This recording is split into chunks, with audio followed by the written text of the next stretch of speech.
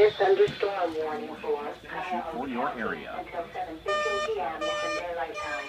At 6:26 p.m. Eastern Daylight Time, National Weather Service Doppler radar indicated a severe thunderstorm capable of producing quarter-size hail and damaging winds in excess of 60 miles per hour. This storm was located 7 miles southwest of West Lake and moving east at 50 miles per hour.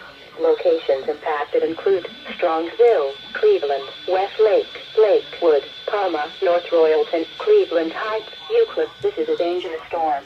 Seek shelter inside now and stay away from windows.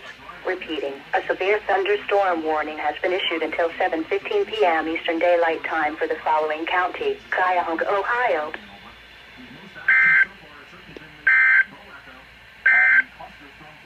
Urgent weather message.